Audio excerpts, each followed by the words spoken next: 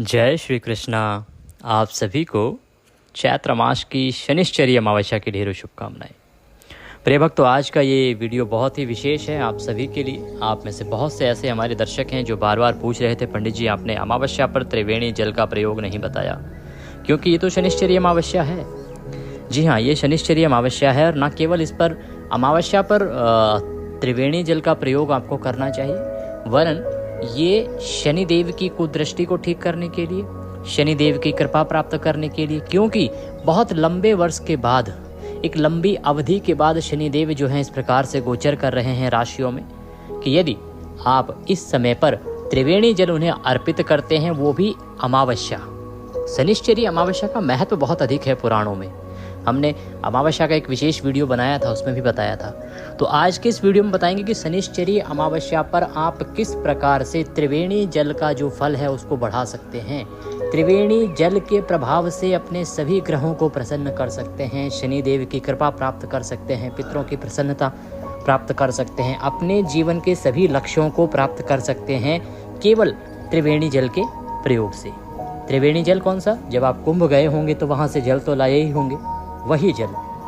ये जल आपके लिए इतना उपयोगी है कि आपके जीवन के सभी सुख साधनों का कारण बन सकता है। ये यदि इस जल का ठीक प्रकार से प्रयोग किया जाए, समय समय पर इसका उपयोग किया जाए, समय समय पर इसके द्वारा पूजा की जाए, तो आपके जीवन के जितने भी संकट हैं उन सब का हल है इसमें। इसीलिए तो कुंभ की महिमा अधिक है और इसीलिए कुंभ से लाए हुए जल की महिमा अधिक है, क्योंकि जब तक ये जल आपके पास है तब तक आप इसका खूब प्रयोग कीजिए, खूब उपयोग कीजिए और देखिए किस प्रकार से सभी देवता जो हैं इस जल के प्रभाव से प्रसन्न हो जाएंगे। तो आइए जानकारी आरंभ करते हैं कि शनिश्चरी अमावस्या पर त्रिवेणी कुंभ से लाए हुए जल का उपयोग कैसे करें, पूजा कैसे करें, जिससे कि शनि की 7.5 ढैया या आपकी कुंडली में भी कहीं शनि दोष है तो वह भी समाप्त होगा।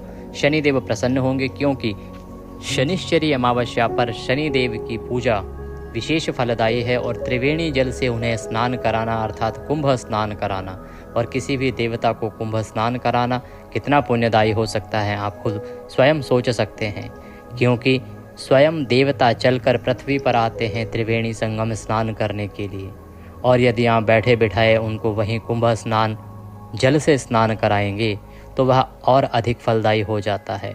इससे न केवल देवता प्रसन्न होते हैं, वरन आपके अनेकों दोष जो हैं कुंडली के वो भी दूर होते हैं।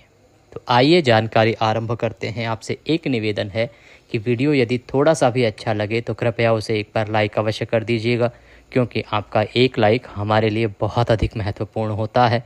साथ ही चैनल पर नए हैं तो सब्सक्राइब करते जाइएगा, क्योंकि ये देवभूमि ज्योतिष संस्थान का प्रतिष्ठित यूट्यूब चैनल है। यहाँ पर हम जो भी जानकारी देते हैं वो पुराणों पर आधारित होती है, पंचांग पर आधारित होती है, धर्मशास्त्र पर आधारित होती है।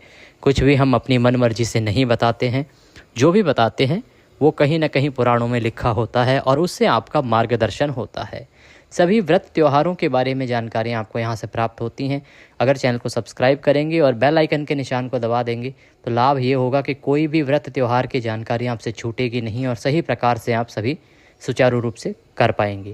कई बार भ्रम पैदा हो जाता है जी ये त्यौहार इस दिन नहीं इस दिन करो, तो हम जो बताते हैं वो पंचांग पर आधारित जानकारी ही होती है, इसीलिए आपको सही जानकारी प्राप्त होगी। आपसे निवेदन है कि अपने कुंभ स्नान को सफल बनाने के लिए कमेंट बॉक्स में अवश्य लिखिएगा जय माँ त्रिवेणी हर हर गंगे। आपका कुंभ स्नान अवश्य ही सफल होगा। बात करते हैं त्रिवेणी जल और शनिश्चरी अमावस्या की। प्रिय भक्तों, आप सभी कुंभ स्नान करके आए हैं, वहाँ से जल लेके आए हैं। वहाँ से लाया हुआ जो त्रिवेणी का ये जल है, ये बहुत ही पवित्र जल है, बहुत ही पुण्यदायी जल है। इसकी शक्ति इतनी अधिक है, इसकी महिमा इतनी अधिक है कि यदि इसका सही प्रकार से आप प्रयोग करेंगे तो आपके जीवन के सभी संकटों का हरण कर सकता है ये जल। इसकी महिमा इतनी अधिक है कि यदि आप इस जल का सभी प्रकार के पूजा पाठों में सही प्रकार से प्रयोग करेंगे तो आपके जीवन की सभी इच्छाओं को पूरा करा सकता है ये जल। इसीलिए हम प्रत्येक त्यौहार पर आपको बताते हैं कि इस त्यौहार पर किस प्रकार से त्रिवेणी का जल आप प्रयोग करें। आपके लिए हमने एक विस्तृत वीडियो भी बनाया है जिसमें हमने पूरे साल भर के त्यौहार बताए हैं कि किस किस त्यौहार पर आपको त्रिवेणी के जल से क्या करना चाहिए, क्या नहीं करना चाहिए, त्रिवेणी के जल को कहाँ रखना चाहिए, कहाँ नहीं रखना चाहिए। आप कृपा करके उस वीडियो को अवश्य ही देख लीजिएगा। अभी हम बात कर रहे हैं शनिश्चरी अमावस्या पर कुंभ से लाए जल का प्रयोग कैसे करें। प्रिय भक्तों, जो आने वाली अमावस्या है चैत्र मास की अमावस्या है और ये अमावस्या तिथि कब रहेगी? 29 मार्च को। 29 मार्च दिन शनिवार का रहेगा। शनिवार के दिन अमावस्या होने से यह शनिश्चरी अमावस्या कहलाती है। हिंदू कैलेंडर में शनि अमावस्या का विशेष महत्व होता है। यह दिन न केवल पितरों की प्रसन्नता के लिए वरन शनिदेव की पूजा के लिए भी बहुत ही विशेष रूप से महत्वपूर्ण होता है। शनिदेव को कर्म, अनुशासन, संघर्ष और जीवन की संरचना का प्रतीक माना जाता है। इस दिन भगवान शिव की भी आराधना करना बहुत शुभ माना जाता है।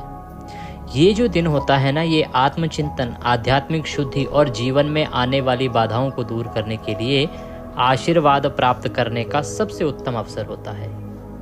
इसीलिए ये जो अवसर है इसको हम और अच्छा बनाने जा रहे हैं त्रिवेणी के जल से पूजन स्नान करा के।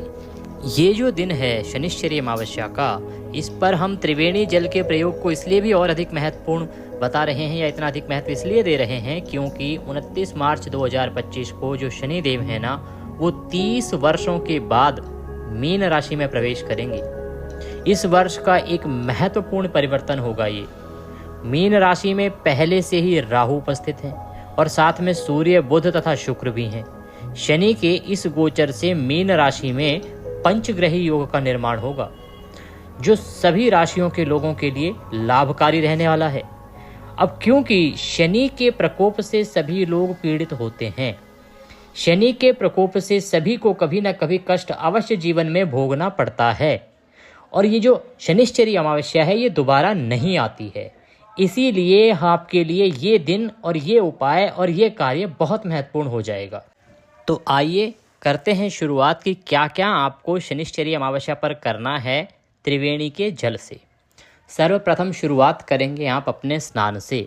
अमावस्या के दिन पवित्र नदियों में स्नान की बहुत अधिक महिमा बताई गई है। सभी लोग बार बार ना त्रिवेणी जा सकते हैं ना गंगा जी जा सकते हैं, तो आप घर पर क्या करें, आप जो त्रिवेणी का जल लाए हैं ना, पहले अपने जो पानी भरने की जो बाल्टी है उसको अच्छे से साफ कर लीजिएगा। उसमें थोड़ा सा त्रिवेणी का जल जय माँ त्रिवेणी 5 बार बोलते हुए डाल दीजिएगा और उसके बाद उसे अपने नहाने के पानी से भर लीजिएगा। उस जल से आप हर हर गंगे जय माँ त्रिवेणी बोलते हुए स्नान कीजिएगा।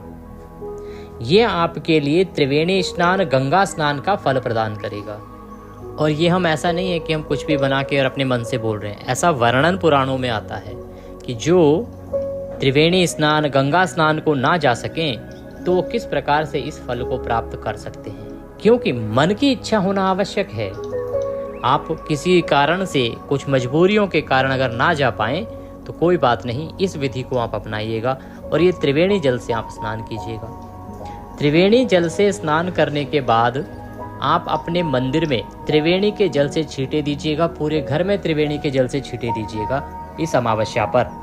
इसके बाद आप अपने पूजा स्थल की साफ सफाई करके और पूजा करने के लिए बैठ जाएंगे। इस अमावस्या पर आप त्रिवेणी जल के 3 प्रयोग प्रमुख रूप से करेंगे।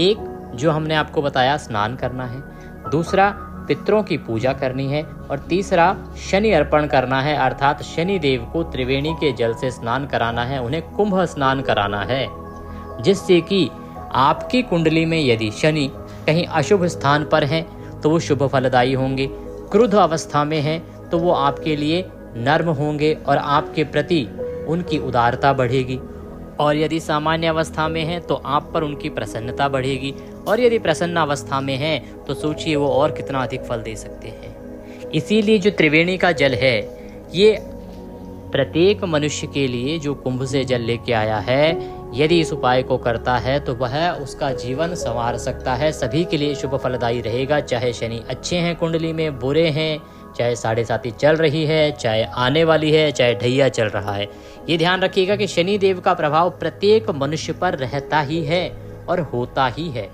तो पूजा करने के लिए आप थोड़ी सी सामग्री एकत्र कर लीजिए। हम जो पूजन करते हैं ना अमावस्या पर, वो करते हैं भगवान शंकर और माता पार्वती का। माता पार्वती और शंकर भगवान का पूजन आप त्रिवेणी जल से कराएंगे, फिर पितरों का तर्पण त्रिवेणी जल से कराएंगे और फिर शनिदेव को अर्पण त्रिवेणी जल करेंगे। तीनों की विधि और नियम अब हम आपको बताते हैं। जो माताएं बहनें अमावस्या का व्रत करती हैं वो व्रत रखेंगी।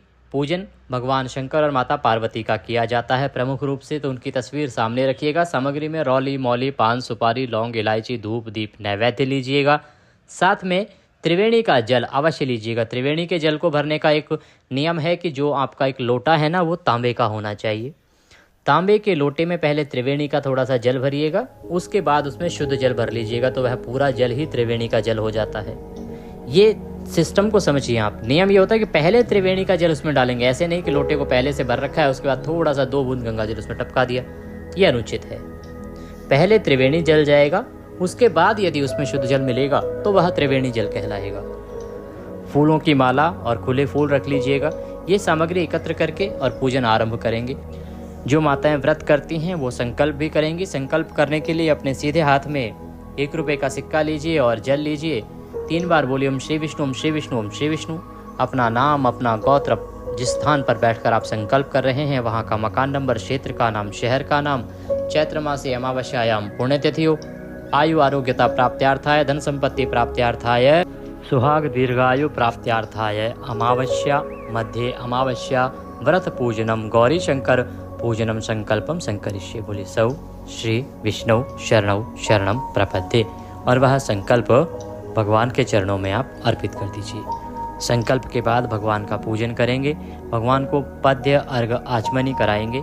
पद्य अर्घ आचमनी कराने के लिए पुष्प से 3 बार जल के छींटे दीजिएगा भगवान को। ओम पद्यम समर्पयामि, ओम अर्घ्यम समर्पयामि, ओम आचमनीम समर्पयामि। अब भगवान को आप स्नान कराएंगे। यदि आपके पास कोई प्रतिमा है भगवान की तो आप प्रेम पूर्वक स्नान कराइए त्रिवेणी के जल से। जिनके पास प्रतिमा नहीं है वो केवल तस्वीर पर भी त्रिवेणी जल स्नान का फल प्राप्त कर सकते हैं। आप करेंगे क्या कि भगवान को त्रिवेणी के जल से 1 बार पुष्प से छींटे दीजिएगा, इस भाव से कि आप भगवान को त्रिवेणी के जल से स्नान करा रहे हैं। ओम स्नानम स्नान्ते स्नानम त्रिवेणी जलम समर्पयामि। इस प्रकार से त्रिवेणी के जल से आप भगवान को स्नान कराएं। जो प्रतिमा पर पूजन कर रहे हैं, जिनके पास भगवान गौरी शंकर की प्रतिमा है ना, वो प्रेम पूर्वक प्रतिमा को स्नान कराइए त्रिवेणी के जल से। फिर पंचामृत से स्नान कराएंगे। पंचामृत स्नानम समर्पयामि। पंचामृत जब आप बनाएंगे तो पंचामृत में घी, दूध, दही, शहद, शक्कर और त्रिवेणी का जल भी मिला लीजिएगा। इस प्रकार से वह पंचामृत बन जाएगा। उस पंचामृत से आप स्नान कराएंगे। जो लोग तस्वीर पर पूजन करेंगे वो फूल पे लगा लीजिएगा और वह पुष्प भगवान को अर्पित कर दीजिएगा। ओम पंचामृत स्नानम समर्पयामि। जो लोग प्रतिमा पर पूजन कर रहे हैं वो प्रेम से पंचामृत से नहलाइए भगवान को। इसमें भी हमने त्रिवेणी जल मिलाया है, यह भी उत्तम कल्याणकारी रहेगा। शुद्धोदक स्नानम। अब आप शुद्ध जल से स्नान कराएंगे तो शुद्ध जल से स्नान कराने के लिए पुनः शुद्ध जल जो आपने त्रिवेणी का जल भरा है लोटे में उससे छींटे दीजिए, पुष्प से छींटे दीजिए, तस्वीर पर छींटे दीजिए, प्रतिमा पर जल अर्पित कीजिए। शुद्धोदक स्नानम जलम समर्पयामि। शुद्धोदक जल से स्नान कराने के बाद अब भगवान को वस्त्र अर्पित करेंगे। वस्त्र के रूप में मौली का टुकड़ा तोड़िएगा और वह अर्पित कर दीजिएगा। वस्त्रम समर्पयामि। वस्त्रम उपवस्त्रम यज्ञोपवीतम। यज्ञोपवीत होती है जनेऊ, तो जनेऊ अर्पित करेंगे भगवान को। भगवान शंकर को जनेऊ अर्पित करने से पहले जनेऊ को पहले तिलक कर लीजिएगा, रौली का तिलक कीजिएगा, उसके बाद जनेऊ अर्पित कीजिएगा। ओम यज्ञोपवीतम समर्पयामि। चंदनम महत् पुण्यम पवित्रम पापनाशनम। भगवान शंकर को प्रेम से चंदन लगाइए। भगवान को रौली नहीं, शंकर भगवान को चंदन लगाया जाता है, तो प्रेम से चंदन लगाइए। चंदन लगा के अक्षत लगाइए। पुष्पम समर्पयामि। पुष्प अर्पित कीजिए भगवान को। पुष्प अर्पित कीजिए। फूलों की माला है तो माला पहनाइए। पुष्पम समर्पयामि। धूपम दर्शयामि। दीपम दर्शयामि। धूप दिखाइए भगवान को और दीप दिखाइए भगवान को। धूप आपने जला रखी होगी, धूप और दीप, तो पहले धूप दिखाइए फिर दीप दिखाइए। नैवेद्यम समर्पयामि। नैवेद्य अर्पित कीजिए। नैवेद्य अर्पित करने के लिए कोई भी मिठाई हो, फल हो या ड्राई फ्रूट्स हो, जो भी आपके पास है भोग लगाने के लिए वह अर्पित कीजिए। जलाचमनिम कुरुहु। इसके बाद पुनः जलाचमनी कराइए। जल के छींटे दे दीजिए एक बार। जलाचमनिम समर्पयामि। तांबूलम पोंगी फलम। तांबूल क्या होता है? एक पान का पत्ता लीजिएगा, उसमें 2 लौंग, 2 इलायची, 1 सुपारी रखिएगा, उसका बीड़ा बनाइएगा और वह भगवान को अर्पित कीजिएगा। ताम्बूलम समर्पयामि शुभ दक्षिणायाम शुभ दो वरदो भवः। जो भी दक्षिणा अर्पित करना चाहें भगवान को, वह दक्षिणा राशि अर्पित कीजिएगा और भगवान से अपने व्रत की सफलता के लिए कामना कीजिएगा। इस प्रकार से भगवान शंकर को आपने त्रिवेणी के जल से त्रिस्नान कराना है। पहले त्रिवेणी जल से स्नान, उसके बाद पंचामृत में त्रिवेणी स्नान, उसके बाद शुद्धियोदक स्नान पुनः। ये आपके लिए बहुत ही कल्याणकारी रहेगा। इस प्रकार से आप भगवान को त्रिवेणी अर्थात कुंभ स्नान करा रहे हैं। जो माताएं बहनें पूजन कर रही हैं अर्थात व्रत कर रही हैं अमावस्या का, यह उनके द्वारा होगा। जो लोग पितृ तर्पण करते हैं अमावस्या पर, देखिए अमावस्या पर सभी लोग कुछ ना कुछ करते हैं, कुछ व्रत करते हैं, कुछ पितृ तर्पण करते हैं। तो और क्योंकि ये शनिश्चरी अमावस्या है तो कुछ लोग जो है वो शनि पूजा भी अवश्य करेंगे। तो हम सभी जगह पर आपको त्रिवेणी जल का विधान बता रहे हैं। अब पितरों का जो तर्पण है ना, वो शनिश्चरी अमावस्या पर बहुत महत्वपूर्ण हो जाता है। वो भी यदि त्रिवेणी जल से किया जाए तो उसका फल जो है वो पुराणों में बहुत अधिक वर्णित है। कैसे करना है? सबसे पहले एक आप लोटा लीजिएगा तांबे का। तांबे के लोटे को अच्छे से मांझ लीजिएगा, उसमें पहले त्रिवेणी का जल भरिएगा और उसके बाद उसमें शुद्ध जल मिला लीजिएगा। अब उसमें कुछ चीज़ें डालनी है, जैसे काले तिल, अक्षत, पुष्प, सफ़ेद पुष्प हो तो उत्तम रहेगा। यदि कुशा आपके यहाँ पर मिल जाए तो कुशा डाल लीजिएगा। ये सारी सामग्री आपने लोटे में डाल लेनी है। आसन लगाइएगा, दक्षिण दिशा की ओर मुख करके बैठ जाइएगा और गीता के 7वें अध्याय का पाठ करिएगा या सुनिएगा। अगर स्वयं पढ़ सकते हैं तो उत्तम है, अगर नहीं पढ़ सकते हैं तो आपके लिए हमने अपने चैनल पर गीता का 7वां अध्याय अपलोड किया हुआ है। लिंक हम यहाँ इस वीडियो के डिस्क्रिप्शन में भी दे देंगे। गीता का 7वां अध्याय सुनिएगा, ये बहुत अधिक कल्याणकारी है। गीता के 7वें अध्याय से जो पुण्य प्राप्त होता है ना श्रवण मात्र से, वो आपके पितरों की तृप्ति कर देता है। अगर आपका कोई पितृ कहीं जाने अनजाने में ऐसी जगह पर होगा जो बहुत दुखी होगा, परेशान होगा, जिसकी मुक्ति नहीं हुई होगी, तो यह गीता के 7वें अध्याय को श्रवण करने का जो पुण्य है उसको मुक्ति देने का कार्य करेगा। तो गीता का 7वां अध्याय सुनिएगा। अध्याय सुन के दोनों हाथों को जोड़ के लोटा हाथ में उठाइएगा और भगवान से प्रार्थना कीजिएगा कि प्रभु, आज जो मैंने ये गीता का 7वां अध्याय श्रवण किया है, इससे जो भी मुझे पुण्य प्राप्त हुआ है, ये मेरा अमुक पितृ को मैं प्रदान करता हूँ। मैं संकल्प करके और यह पुण्य उसको अर्पित करता हूँ। इसका फल जो है उस पितृ को प्राप्त हो। पितृ का नाम बोलिएगा या रिश्ता बोलिएगा और पितरों को यह पुण्य आप अर्पित कर दीजिएगा। ऐसा करने से जो पितृ आपके अप्रसन्न होंगे वह प्रसन्न हो जाएंगे। जो पितृ जिनकी मुक्ति नहीं हुई होगी उनकी मुक्ति हो जाएगी। और जब मुक्ति होती है, पितृ तृप्त होते हैं, तो पितरों के आशीर्वाद से ही आपके जीवन में सभी चीज़ें आगे बढ़ती हैं। देखिए, निसंतानता का बड़ा जो कारण है वो पितृदोष होता है। जब आपके पितृ तृप्त नहीं होते, पितृ परेशान होते हैं, तो आपकी संतान वृद्धि, वंश वृद्धि रुक जाती है। आपके घर में ग्रह कलेश होते हैं, पितरों का दोष का कारण हो सकता है। आपके जीवन में आर्थिक संकट आ रहे हो, नौकरी ना चल रही हो या आपके व्यापार ना चल रहा हो, तो पितृदोष हो सकता है। इन सब का एक ही कारक है ये, और वो भी जब त्रिवेणी के जल से आप ये तर्पण करेंगे उसका फल बहुत अधिक होगा। आपके पितृ न केवल प्रसन्न होंगे वरन इस प्रकार से अक्षय तृप्ति प्राप्त करेंगे कि कभी वह आप पर क्रोधित होंगे ही नहीं। तो ये तर्पण करेंगे, इस प्रकार से निवेदन करेंगे। अब पितरों को ये जल कैसे अर्पित करना है? एक दूसरा पात्र लीजिएगा, तांबे का ही पात्र हो तो उत्तम है, लोहे का या स्टील का पात्र नहीं लेना है। तो आप इसका तर्पण करेंगे अपने सीधे हाथ से। सीधे हाथ में अंगूठे और उंगली के बीच से इस जल को तर्पण के रूप में पितरों को अर्पित करेंगे और उन पितरों का नाम लेंगे जिनके लिए आप अर्पित कर रहे हैं, या बोलेंगे ओम पितृश्य तर्पयामि, पितृश्य तर्पयामि, ओम पितृश्य तर्पयामि, ओम पितृश्य तर्पयामि। इस प्रकार से उन पितरों का तर्पण करेंगे और उस जल को ले जाके आप पीपल पर अर्पित कर देंगे। ये जो कार्य है वो 11:30 से 12:30 के बीच में अगर किया जाए तो सबसे उत्तम रहेगा, क्योंकि ये कुतुब काल का समय होता है। इस समय में आपके जो पितृ हैं वो निश्चित रूप से पृथ्वी पर होते हैं इस अर्घ्य को ग्रहण करने के लिए, इस तर्पण को ग्रहण करने के लिए, और सबसे उत्तम समय इसीलिए 11:30 से 12:30 का ही होता है। अगर इस समय पर समय ना मिले तो आप सूर्योदय के बाद कभी भी कर सकते हैं, पर कीजिएगा अवश्य। अगर आप चाहे तो ये जो हाथ से जो तर्पण है ये सीधा पीपल की जड़ में भी कर सकते हैं। अगर आपने किसी पात्र में ये तर्पण किया है तो तर्पण का जो जल है वो उसके बाद आप पीपल में अर्पित कर दीजिएगा। जिनके यहाँ पीपल ना हो तो वो अन्य किसी दैवीय वृक्ष में अर्पित कर सकते हैं। अगर अन्य कोई दैवीय वृक्ष ना हो तो किसी अन्य वृक्ष में भी कर सकते हैं, परंतु ऐसे स्थान पर करें जहाँ पर कि किसी का पैर ना पड़े इस जल। ये हो गई पितृ तर्पण की विधि कि किस प्रकार से इस शनिश्चरी अमावस्या पर आप अपने पितरों को त्रिवेणी के जल से तृप्त कर सकते हैं। अब बात करते हैं शनिदेव की कि शनिदेव महाराज को किस प्रकार से प्रसन्न करना है और कैसे आपको त्रिवेणी का जल उन्हें अर्पित करना है। तो शनि अमावस्या के दिन आप सूर्योदय के बाद पीपल के वृक्ष पर जाएंगे और पीपल के वृक्ष को किस प्रकार से जल अर्पित करेंगे। लोटा लीजिएगा, अच्छे से मांज लीजिएगा साफ सुथरा, उसमें पहले त्रिवेणी का जल भरेंगे। माँ त्रिवेणी को याद करते हुए, माँ त्रिवेणी को और माँ गंगा को याद करते हुए, माँ सरस्वती को याद करते हुए त्रिवेणी का जल उसमें भरेंगे। उसमें शुद्ध जल मिला लीजिएगा, थोड़े से काले तिल उसमें अवश्य डाल लीजिएगा। काले उड़द यदि आपके पास हो तो काले उड़द भी उसमें डाल लीजिएगा। और उसके बाद आप शनिदेव को यह जल अर्पित करेंगे।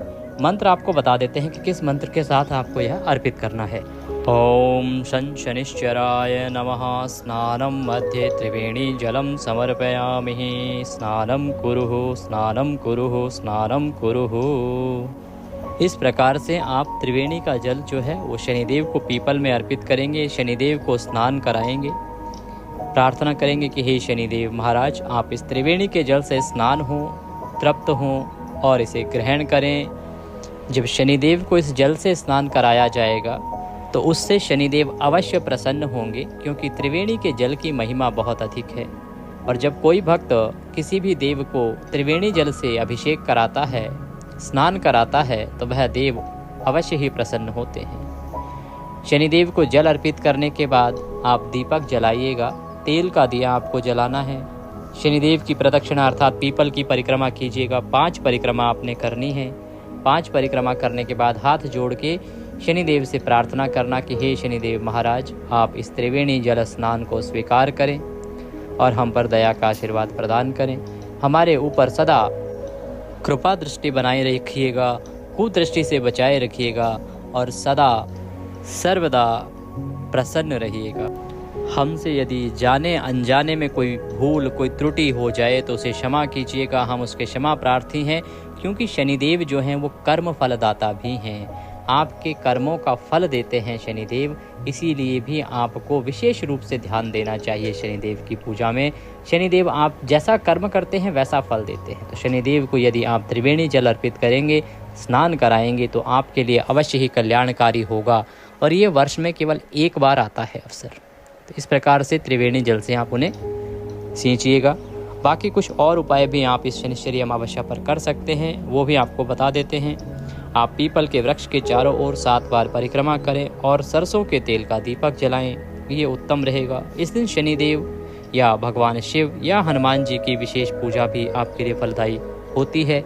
आप शनिवार के दिन शनि चालीसा का पाठ करें, शनि स्तोत्र को सुने या हनुमान चालीसा का पाठ करें। शनि स्तोत्र आपके इसी चैनल देवभूमि पर हिंदी में हम आपके लिए अपलोड कर देंगे, उसको अवश्य सुनिएगा।